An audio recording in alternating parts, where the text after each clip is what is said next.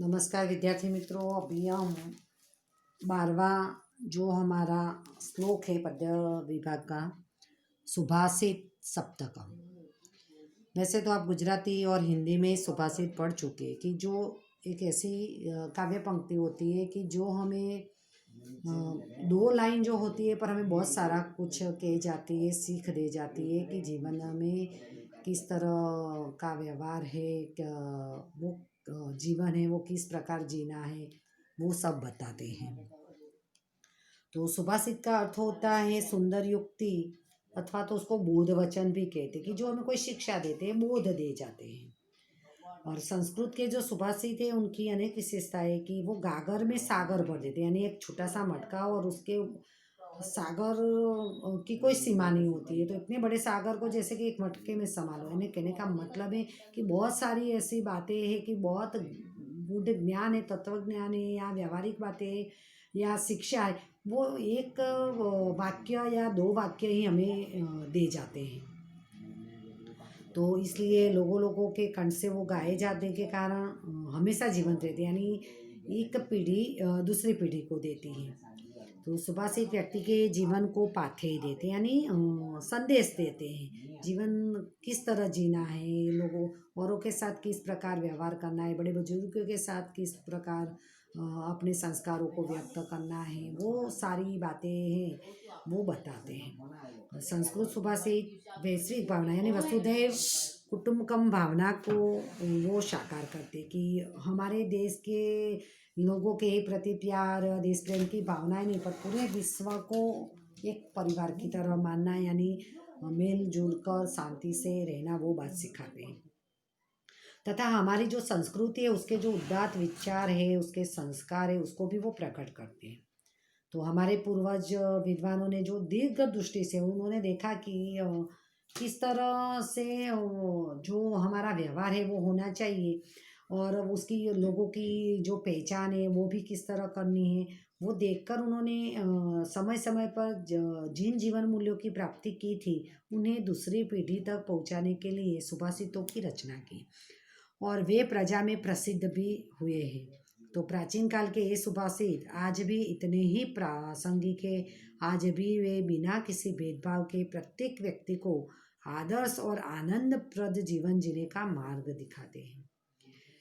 गिरवाण गिरा के अनमोल रत्न समान 7 सुभाषितों का यहाँ अध्ययन करेंगे और साथ साथ इन सुभाषित द्वारा जो बोध प्राप्त होता है, जो हमें शिक्षा मिलती है, जो हमें सीख मिलती है, उन्हें अपने जीवन में निष्ठापूर्वक उतारने का भी शुभ संकल्प करेंगे। सिर्फ ये सुभाषित हम पढ़ेंगे ही नहीं, लेकिन उनमें से जो शिक्षा मिलती है, जो सीख मिलती है, उसको अपने जीवन में भी हमें उतारनी है। तो यहाँ पर सुभाषित सप्तकम यानी 7 जो सुभाषित दिए हैं वो हम पढ़ेंगे।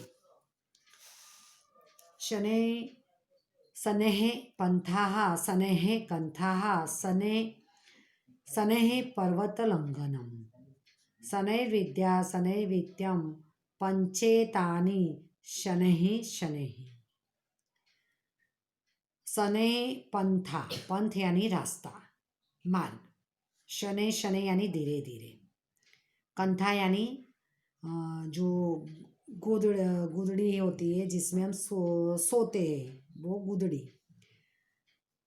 पर्वत लंघनम यानी पर्वत को लांघना, पार करना। शनै विद्या, धीरे से विद्या प्राप्त करना। शनै से वित्तम, धन कमाना है। ये 5 जो है वो हमेशा शनै शनै धीरे धीरे करने चाहिए।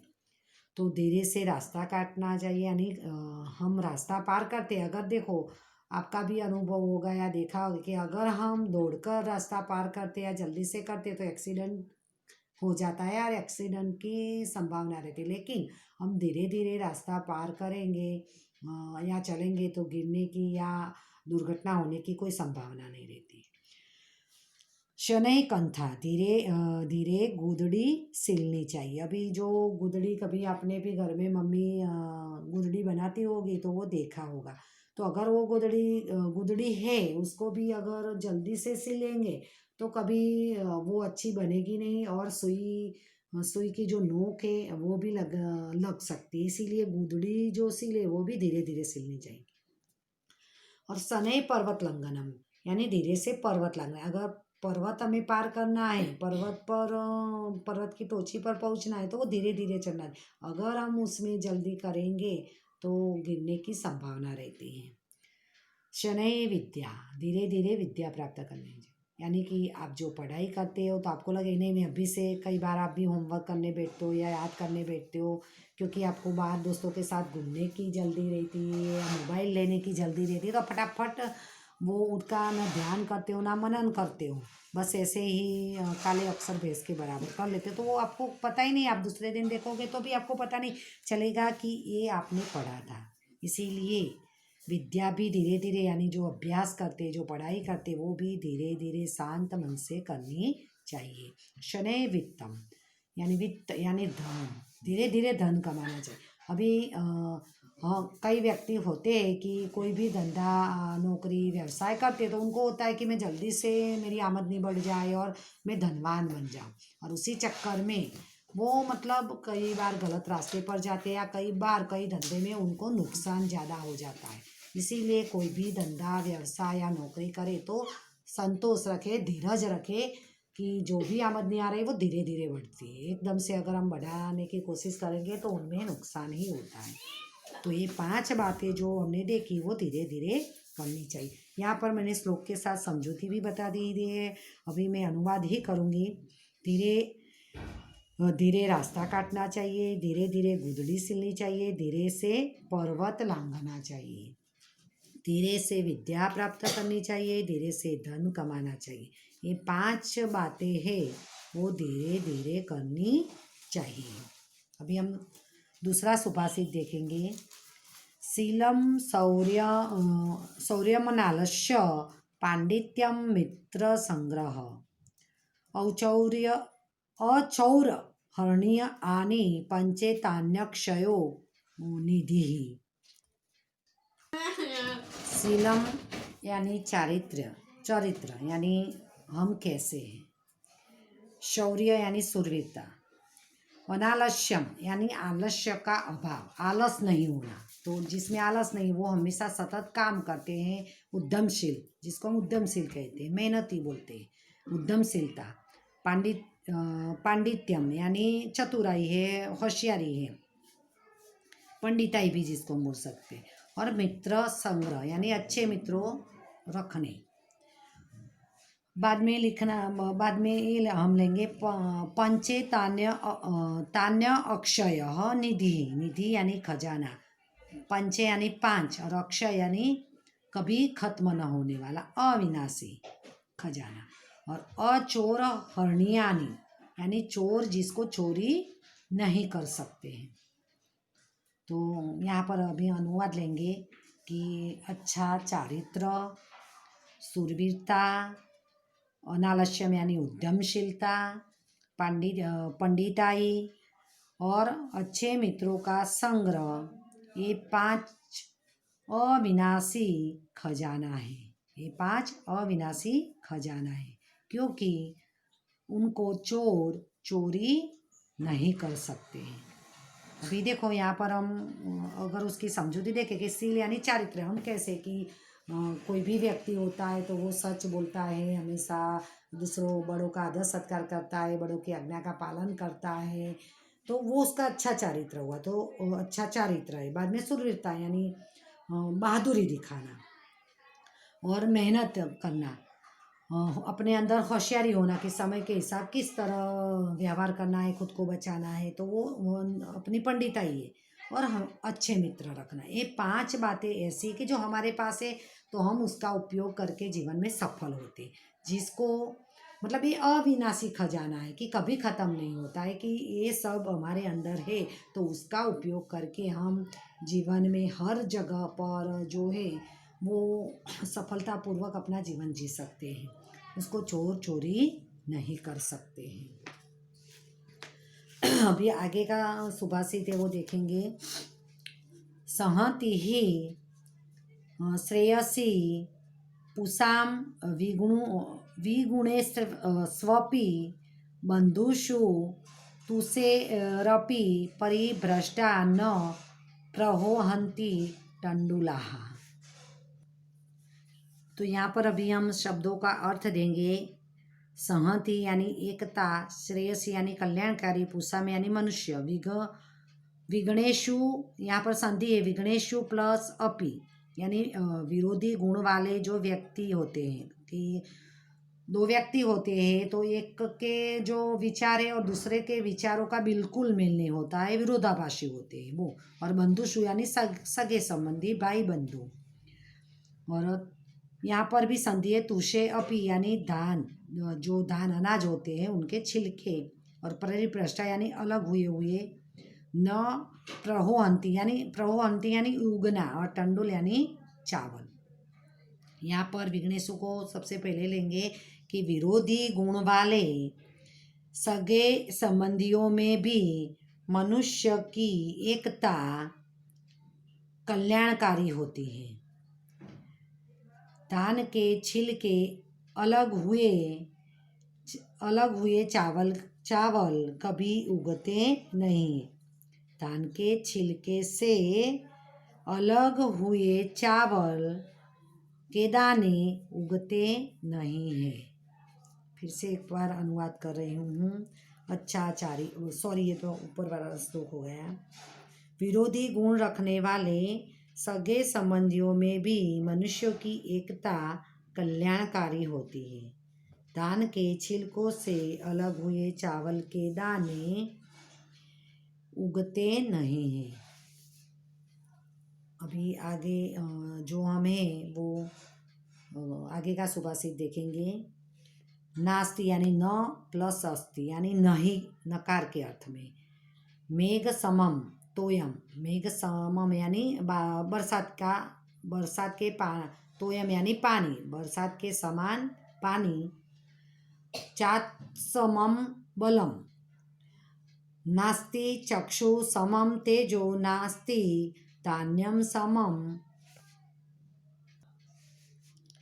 अभी हम उसका अर्थ देखेंगे। ना अस्ति यानी नहीं के अर्थ में, मेघ समम यानी मेघ समान, तोयम यानी पानी, ये फिर से आया न अस्ति यानी नहीं के अर्थ में। यहाँ पर संधि है, च आत्म समम, च यानी और, आत्मा के समान, बल यानी शक्ति। यहाँ पर न अस्ति चक्षु यानी आँख के समान, तेज यानी प्रकाश, धान्य यानी अनाज के समान, प्रिय। अभी उसका हम अनुवाद देखेंगे। मेघ के समान पानी नहीं, आत्मा के समान बल नहीं, आँखों के समान तेज यानी प्रकाश नहीं, और अनाज के समान प्रिय नहीं। सबके पीछे और है लेंगे। तो मेघ के समान पानी नहीं है, आत्मा के समान बल नहीं है, आँखों के समान तेज नहीं है, और अनाज के समान प्रिय नहीं है।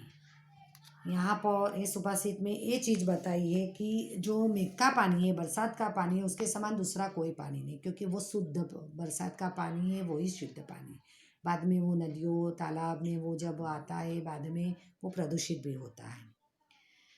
और आत्मा समान बल नहीं, यानी कि हमारे अंदर कॉन्फिडेंस हो, आत्मविश्वास हो, तो ऐसी कोई शक्ति नहीं। अगर हम दिल से कमज़ोर हो जाते कोई भी काम के लिए, तो वो काम हम नहीं कर पाते। लेकिन हम, हमारे अंदर का आत्मा, हमारे अंदर की शक्ति, आत्मविश्वास अगर हमें कि नहीं ये मैं करूँगा, कर पाऊँगा या जाऊँगा, तो वो हम कर सकते। तो उसके लिए हम शक्तिमान हो जाते। तो आत्मा के जैसी कोई और शक्ति नहीं।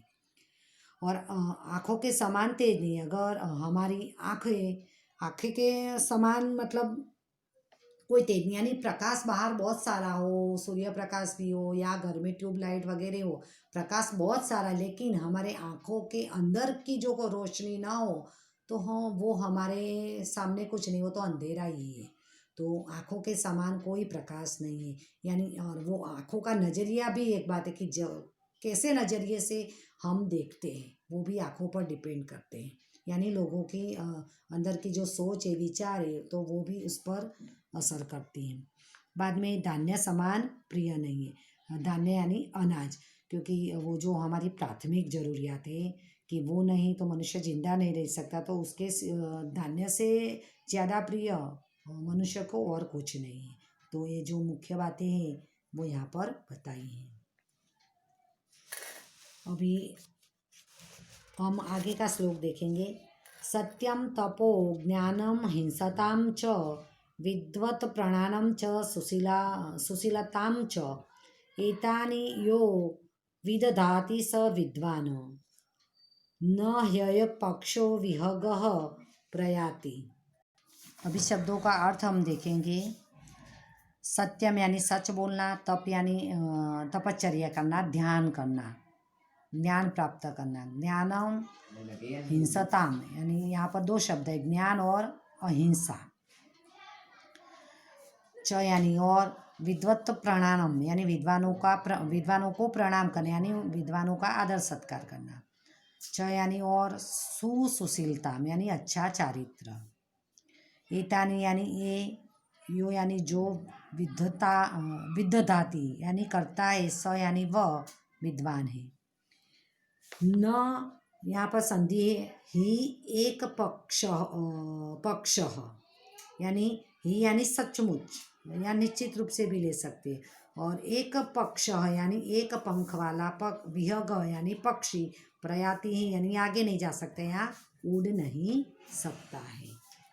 अभी हम अनुवाद करेंगे कि सत्य, तप, बीच में कोमा करते रहेंगे, ज्ञान और अहिंसा, विद्वानों को प्रणाम और अच्छा चारित्र, ये जो करता है वह विद्वान है। सचमुच एक पंख वाला पक्षी उड़ नहीं सकता है। तो यहाँ पर ये चीज़ बताई है कि पक्षी का तो उदाहरण दिया कि पक्षी को एक पंख होती है तो वो उड़ नहीं पाएगा। उसी तरह मनुष्य के पास ये सारे गुण हैं कि वो हमेशा सच बोलता है, तप यानी ध्यान में रहता है, भगवान की भक्ति वगैरह करता है, हमेशा कुछ नया जानने की कोशिश में रहता है, और अहिंसा, किसी भी व्यक्ति को मन वचन और कर्म से वो नुकसान नहीं पहुंचाता है। और जो विद्वान पंडित लोग हैं उसका हमेशा आदर सत्कार करता है और खुद के अंदर अच्छा चारित्र है कि हमेशा वो सच बोलता है, बड़ों का आदर सत्कार करता है, स्त्रियों का मान सम्मान करता है, वो है उसका अच्छा चारित्र। तो ये गुण जिसमें है वो विद्वान है, तो वो ही जीवन में सफल होता है। अगर उनमें से एक भी गुण नहीं रहा तो वो एक पंख वाले पक्षी की तरह हो जाएगा कि एक पंख वाला पक्षी है तो आप देखा होगा कि घायल होकर गिर जाएगा, वो बेचारा उड़ नहीं सकता। तो उसी तरह मनुष्य के अंदर अगर ये गुण सारे हैं तो ही वो जीवन में सफल होता है। अभी हम आगे का सुभाषित देखेंगे।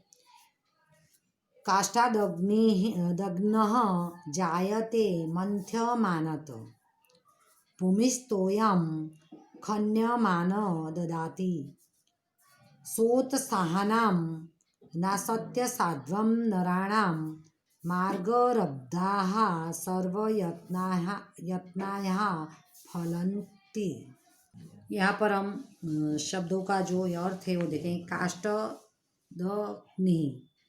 काष्ठ यहाँ पर संधि है, काष्ठ प्लस अग्नि यानी काष्ठ यानी लकड़ी, अग्नि यानी आग, जायते यानी उत्पन्न, मंथ्य मानद यानी मंथन करने से, भूमिस्तोयम भूमि यानी जमीन, खंडमानम खोदने से, तोयम यानी पानी, ददाती देती है, सो यहाँ पर भी संधि है, स उत्साहनाम उत्साहपूर्वक, न असत्य साध्यनम नराणाम यानी नराणाम यानी लोगों को कोई भी काम जो है वो न असत्य साध्यनम यानी असाध्य नहीं होता है, मार्गरब्धा यानी योग्य प्रकार से, सर्वयत्न यत्न यानी सर्व यानी सभी, यत्न यानी प्रयत्न, फलंत यानी सफल होते हैं, फलते हैं।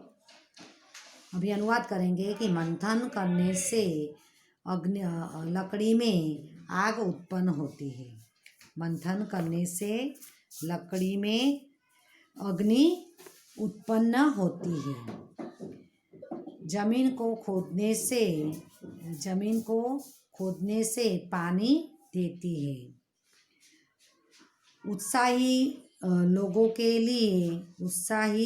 के लिए कुछ भी असाध्य नहीं है। योग्य प्रकार से शुरू किया गया काम शुरू किए गए सभी प्रयत्न सफल होते हैं। तो यहाँ पर फिर से हम अनुवाद देखेंगे कि मंथन करने से लकड़ी में आग उत्पन्न होती है, खुदाई करने से जमीन पानी देता है, उत्साही मनुष्यों के लिए कुछ भी असाध्य नहीं होता है और योग्य प्रकार से तो प्रारंभ किया गए सभी प्रयत्न सफल होते हैं। तो यहाँ पर ये चीज़ बताई है कि अगर लकड़ी में आग मतलब प्रयत्न करेंगे तो लकड़ी में भी हम आग पैदा कर सकते हैं, ज़मीन को खोदेंगे तो ज़मीन पानी देती है। तो उसी प्रकार मनुष्य अगर कोई भी काम उत्साह से करता है तो वो जीवन में उसके लिए कोई भी काम मुश्किल नहीं है, दुर्लभ नहीं है। वो कोई भी काम अगर वो उत्साह से करता है तो हमेशा वो काम वो सफलतापूर्वक पार करता है, उनमें कोई मुश्किल उसके नहीं आती है, वो असफल नहीं होता है। तो उसी प्रकार योग्य प्रयत्न हम करते, कोई भी काम के लिए योग्य प्रयत्न करते तो सभी प्रयत्न हमारे सफल ही होते हैं। अभी आगे का सुभाषित जो है वो हम देखेंगे। आगे की लाइन रह गई। पात्रम न तापयति नेव मलम प्रसूते, स्नेहम न संहरति नेव गुणाक्षिन् हिणोति। वसान समये चलतां न दत्ते, सत्पुत्र एष कुलसग्मनि कोऽपि दीपः।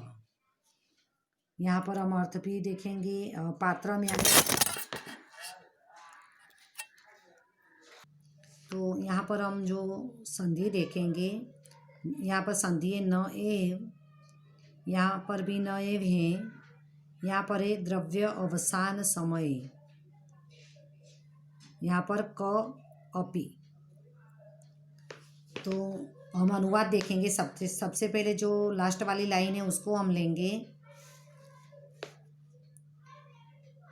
एष सत्पुत्र, एष यानी यह सत्पुत्र, सत्पुत्र यानी अच्छा बेटा, अच्छा पुत्र कि जो मम्मी पापा की बात मानता है, अच्छा काम करता है और मम्मी पापा की सेवा करता है, घर में अपने सारे परिवार को खुश रखता है, वो है सत्पुत्र। तो यह सत्पुत्र कुल सग्मनि यानी कुल रूपी भवन में कअपि कोई भी दीपक है। यह सत्पुत्र कुल रूपी भवन में यानी अपना जो कुल है, वो अपना जो मकान है, अपना कुल रूपी जो मकान है परिवार रूपी, उसका एक दिया है, एक दीपक है। वो ऐसा दिया है कि यह सत्पुत्र रूपी दिया न पात्रम न त्याप्यति यानी पात्र को गर्म नहीं करता है। अगर हम दिया जलाते हैं, जो इस पात्र में हमने दिया जलाया वो पात्र गर्म होता है, लेकिन ये सत्पुत्र रूपी दीपक ऐसा है कि पात्र को गर्म नहीं करता। यानी कि जो उसको मदद करते हैं, जिसने उसको पाला पोसा है, उसको कभी वो न हैरान परेशान करता है। न मलम प्रसूदे और न वो गंदगी उत्पन्न करता है। गंदगी उत्पन्न करता है यानी कि उनमें अगर कुसंस्कार हो, बुराइयाँ हो तो उससे वो परिवार में झगड़े मारपीट वगैरह करता है, तो वो ऐसा नहीं करता है, गंदगी उत्पन्न नहीं करता है। स्नेहम न संहरति, स्नेह यानी दिए में तेल जो होता है तो वो स्नेह रूपी तेल को न कभी समाप्त हो, दिए में अगर तेल नहीं रहेगा तो वो दिया बुझ जाता है। तो उसी प्रकार ये सत्पुत्र होता है, बेटा होता है, उनमें हमेशा प्रेम रूपी तेल रहता है, जिससे वो दिया जलता रखता है। प्रेम रूपी तेल से वो दिया को जलाए रखता है, यानी सभी के साथ वो प्रेम से व्यवहार करता है। न एव गुणों क्षिणोति, और वो गुणों को न नष्ट होने देता, अपने अंदर जो गुण है उनको न नष्ट होने देता है। द्रव्या अवसान समय चलता न दिन्नते, कि अपनों को जो अवसान होती है तभी वो चलित नहीं होता है। तो फिर से अनुवाद देखते हैं कि यह सत्पुत्र कुल रूपी भवन में एक दीपक है। यह सत्पुत्र पात्र को न गर्म करता है, न गंदगी उत्पन्न करता है, स्नेह रूपी तेल को कभी न समाप्त करता है और गुणों को न नष्ट करता है, और अवसान समय कभी वह न चलित होता है। क्योंकि यहाँ पर ये लेसन हमारा पूरा होता है। आप लोग शब्दार्थ, स्वाध्याय और अनुवाद लिख देना।